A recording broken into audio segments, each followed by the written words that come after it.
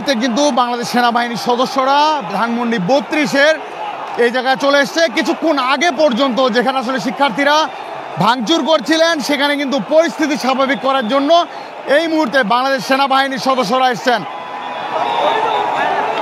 এবং অপর দিক থেকে কিন্তু শিক্ষার্থীরা নানান ধরনের স্লোগান দিচ্ছেন এবং এই যে ভাঙচুরের ঘটনা সেটি কিন্তু রাত 8টা থেকে ধানমন্ডি 32-এর এখানে শুরু হয় এবং শিক্ষার্থীরা যেমনটি বলছিলেন যে শেখ হাসিনা ভারতে থেকে বাংলাদেশের বিরুদ্ধে অপতৎপরতা চালাচ্ছেন, এর জন্যই শিক্ষার্থীরা আসলে এই অপতৎপরতার জবাবস্বরূপ ধানমন্ডি 32 নম্বরের এই বাড়িটিতে কিন্তু ভাঙচুর চালাচ্ছেন এবং একই সাথে গতদিন কিন্তু নিষিদ্ধ সংগঠন ছাত্রলীগের অফিসিয়াল ফেসবুক পেজ থেকে ঘোষণা দেওয়া হয়েছিল যে শেখ হাসিনা আজকে রাত 9টায়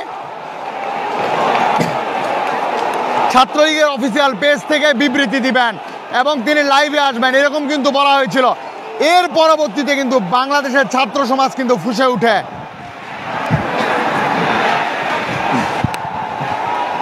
এবং তারপরেই কিন্তু তার পরবর্তীতে কিন্তু এখানে রাত 8টার দিকে কিন্তু শিক্ষার্থীরা এসে কিন্তু ভাঙচুর চালায় এবং অগ্নিসংযোগ ঘটায় এবং একই সাথে সেনাবাহিনী এই মুহূর্তে এখানে এসছে এবং সেনাবাহিনী এই জায়গাটি শান্ত করার পরিবেশ শান্ত করার চেষ্টা করছেন। আপনারা এই মুহূর্তে দেখছেন এটি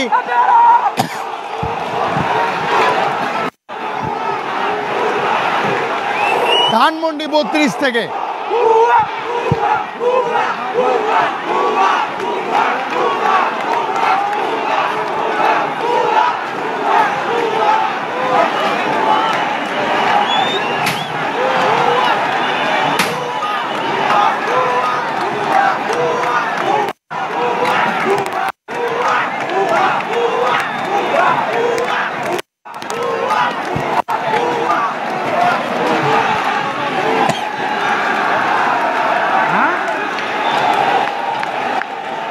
সেনাবাহিনী কিন্তু এই মুহূর্তে কিন্তু এই জায়গার পরিস্থিতি শান্ত করার চেষ্টা করছেন।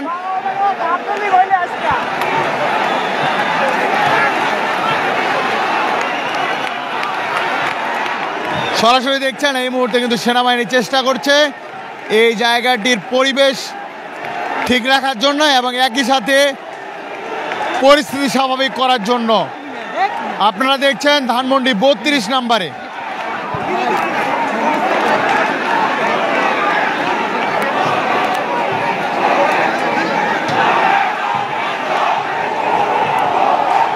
আপনারা দেখছেন সেনাবাহিনী কিন্তু এই মুহূর্তে এখানে এসে উপস্থিত হয়েছেন। বাংলাদেশ সেনাবাহিনীর সদস্যরা তারা কিন্তু পরিস্থিতি কিন্তু স্বাভাবিক করার চেষ্টা করছেন